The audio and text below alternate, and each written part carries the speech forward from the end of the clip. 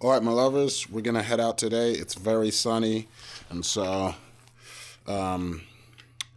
sometimes that means I like to take my fenderless bike, but I do want to go on some gravel today, and I know a place pretty close where I can go a little bit off-road and just ride in the woods for a brief period of time and then go see the water. And so one of my nice rides that I like, Carkeek Park, I like going out there. It's pretty close to the house.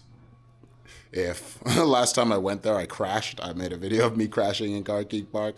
And so I fixed the problem since. I kind of broke the drivetrain a little bit, or I drove the extender.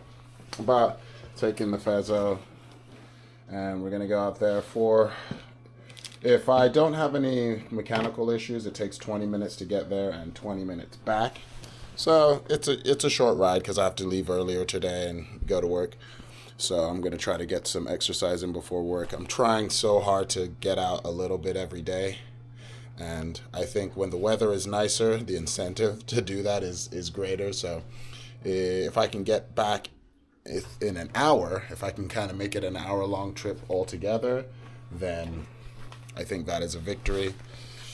You know, sometimes you got to have gear ready to go so that you can just pop out the door so you're not looking all over the house for everything. So I've tried to it's really forced me over time to put things in predictable places so you're not having to look for your stuff.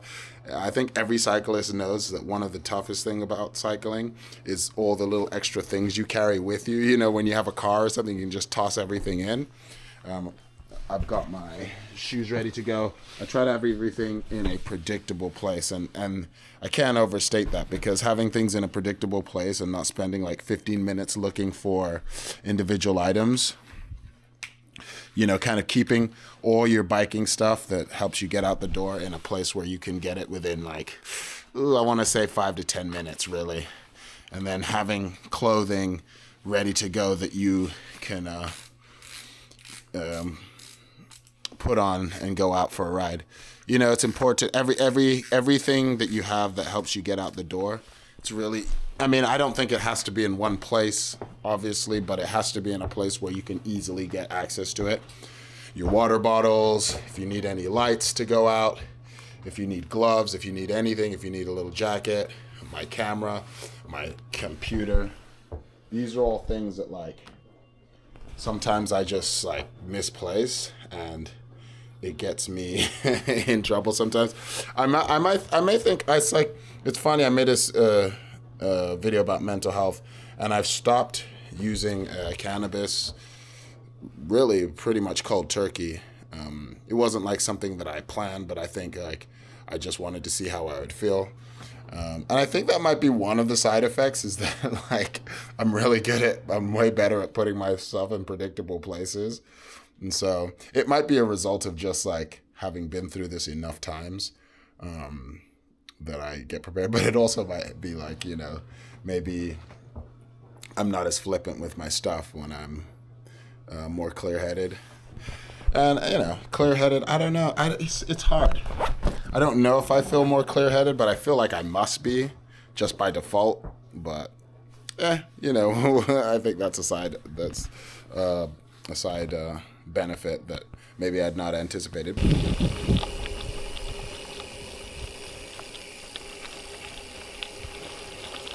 So we're now in Carkeek. This is a super fun spot. Here's where I crashed last time, trying to come up the hill, and I ran out of gears.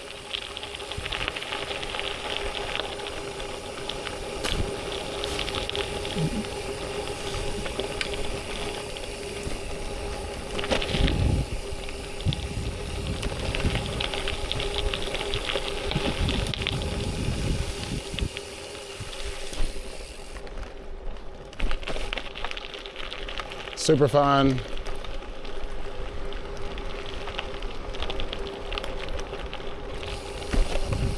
See, when you ride in these kind of areas, because there's water right next to it, it'll stay moist all year round. There's always going to be some moisture down here.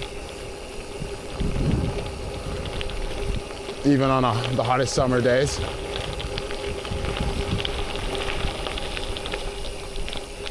This is a lot of the place where the salmon will be here in the fall.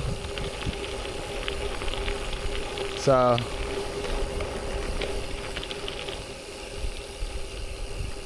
thank you.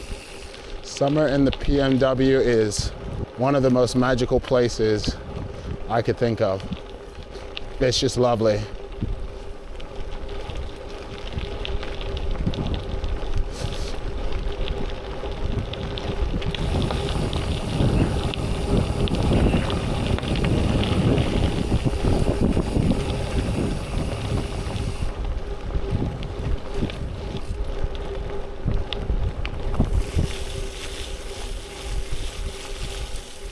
See, that's going to be a little bit of a drivetrain gunker.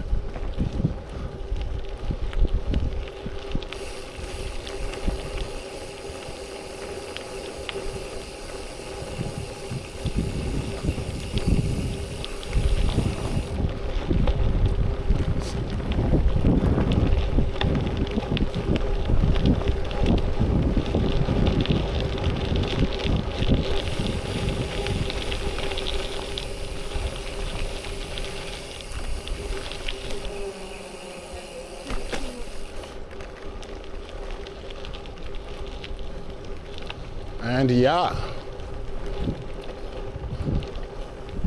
awesome, fun.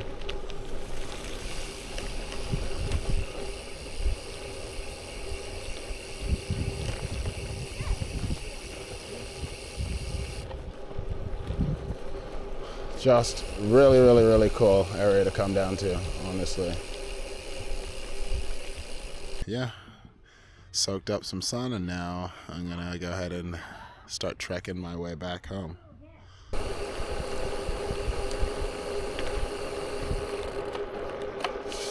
And again, just like riding in the woods, it's like so awesome. I can't overstate how gorgeous the Pacific Northwest is. And you know, it's funny, I've lived here for years and I'm still not over it. Like in terms of it's not, you know, and I guess that's what it is living in like somewhere like LA for so long. You know, I grew up there. I did go to boarding school in England, which is more similar to this. It's kind of a combination of, you know, the US and LA and England. Just a, you know, it's bigger than England, wider in terms of the streets, but, and you know, just there's a lot of wooded areas in Seattle. And so it's a great place to be.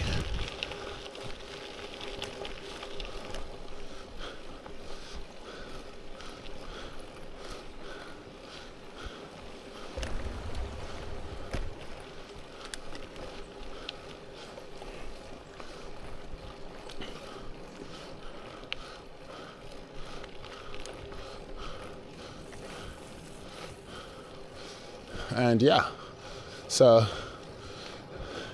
it's fun to try to get back up this too, because you know, you need all your gearing, or at least the way my bike is configured, I'm gonna need all the gearing, otherwise it gets you saw it happen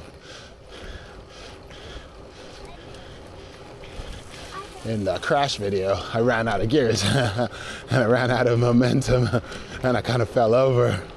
And so yeah.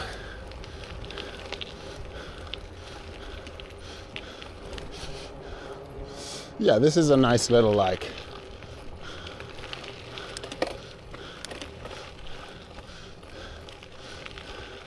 ride back.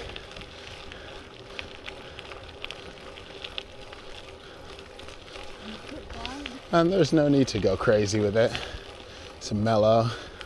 We're going uphill. But you don't have to kill yourself. You've got plenty of gearing to make it.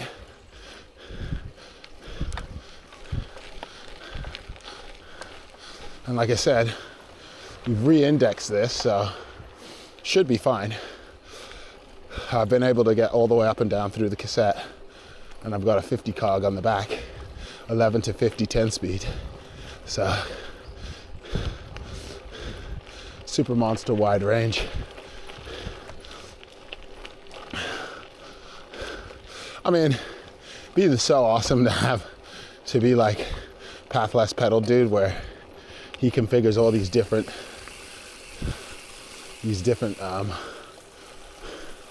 drivetrains. I would love to retry a 2x10 with a 42 cog. That'd be pretty sweet. So you could just get monster climbing gears but still be pretty fast.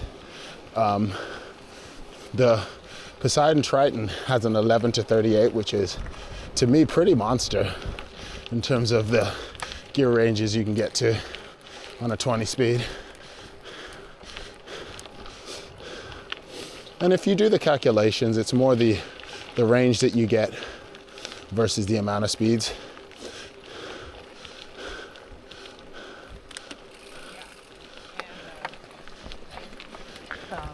The amount of speeds is good if you are a racer or competitive, but I'm a leisurely rider, so I'm always gonna favor the range of gears over the raw number. Doesn't matter to me so much.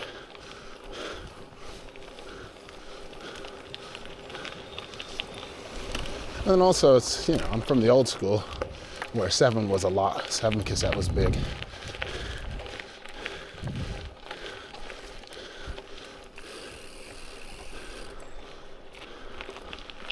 Oops. Yeah, I mean, my other bike had a 9 cassette on the back, and I never had a problem, really, so.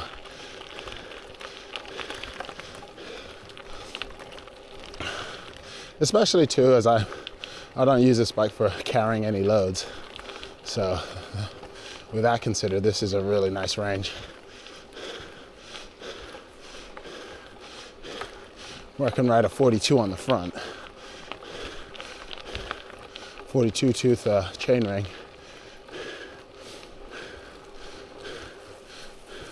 Which I feel is pretty speedy. I think with the 2x, the chainring at the front was 46. So I'm missing out on 4 rings or 4 teeth to make it a 1x.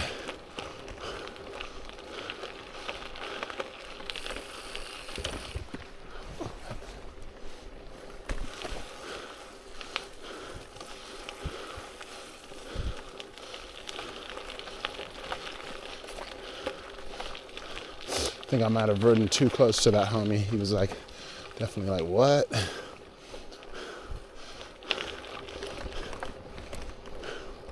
Okay, so here's the part.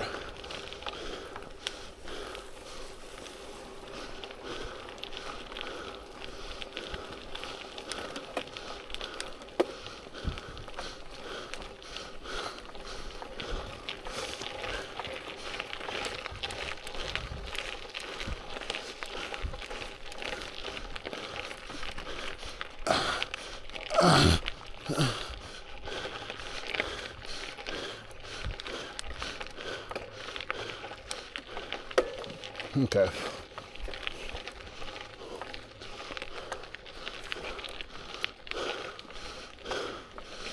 think I'll be good.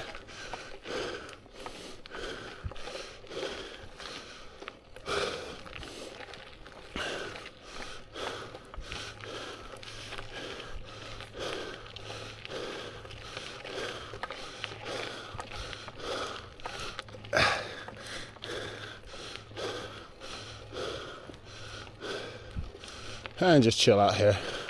I could gear down, but I'm just gonna chill. Wait for that last push up.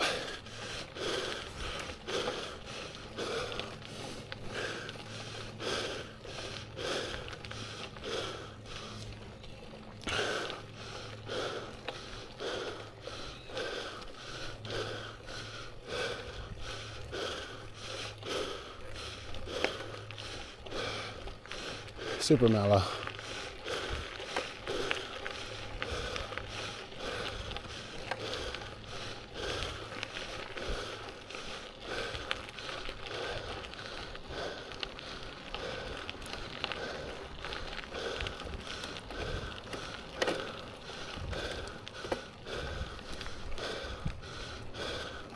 Mellow.